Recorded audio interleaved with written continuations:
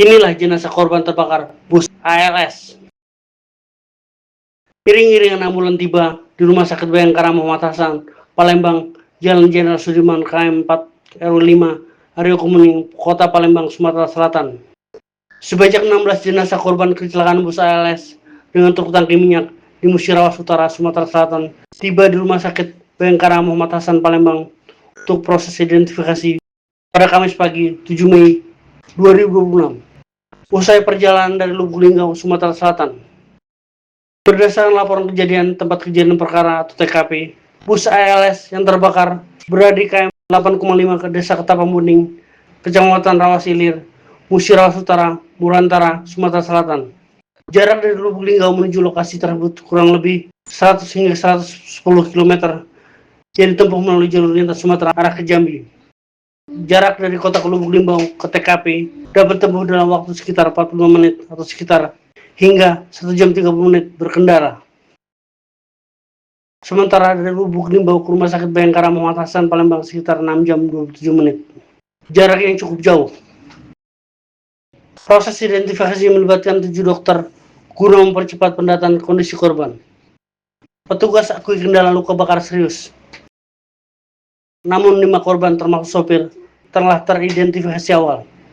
Bagi korban yang belum teridentifikasi, keluarga korban dihimbau untuk menghubungi pos DVI membawa identitas guna pencocokan data. Lebih lanjut, pelaksana tugas Kabid Donkes Polda Sumsel Adrianto Kamis 7 Mei 2026 menyebut proses identifikasi melibatkan tim dokter forensik dari Jakarta dan Palembang. Identifikasi diperkirakan berlangsung cukup sulit karena sebagian besar korban mengalami luka bakar serius.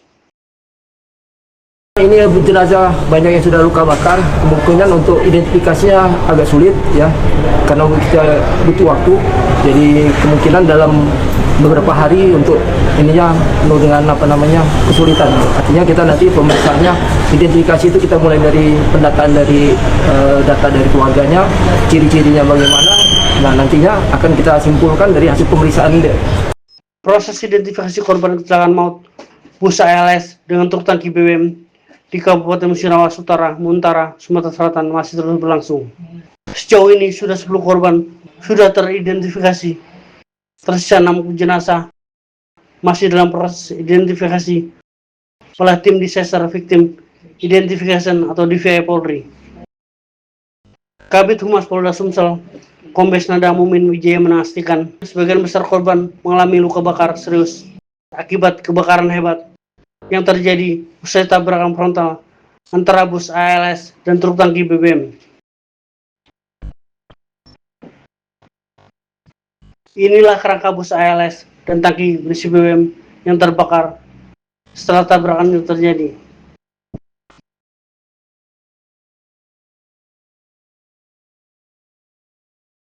Seperti yang diberitakan, kecelakaan maut tersebut terjadi pada Rabu 6 Mei 2026 sekitar pukul 12 waktu Indonesia Barat di Jalan Lintas Sumatera, Kelurahan Karangjaya, Kabupaten Murantara.